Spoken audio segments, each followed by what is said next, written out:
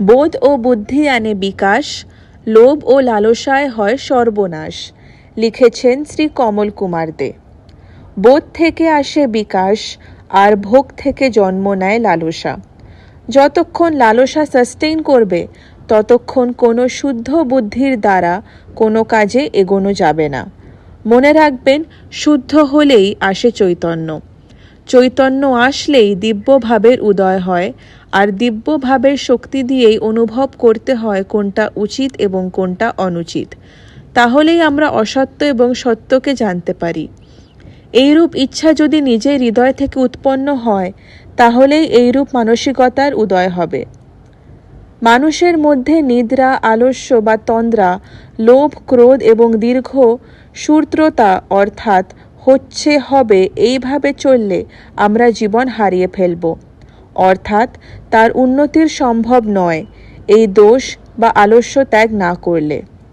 যেই জিনিস পাওয়া সম্ভব নয় তাকে পাওয়ার জন্য যে কামনা করে না, যে জিনিস বা অর্থাদি নষ্ট হয়ে গেছে তার জন্য দুঃখ করে না, বিপদে পড়েও যারা ধৈর্য হারা হয় না, তারাই পণ্ডিত বা বুদ্ধিমান জানবেন।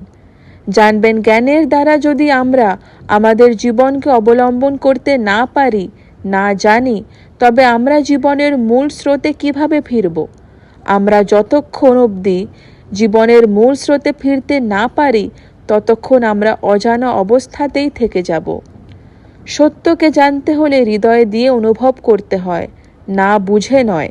জানতে হয়, জানার জন্য চেষ্টা করতে হয়, তাহলেই আমরা জানতে পারি, বুঝতে পারি। অলীক কল্পনা দিয়ে আপনারা কেউ জীবন গড়বেন না বা ভাববেন না। না জেনে মিথ্যাকে সত্য ভাবা উচিত নয়, বা কোনো কথা মিথ্যার অবলম্বনে নিজের জীবনকে পরিবর্তন করা উচিত নয়।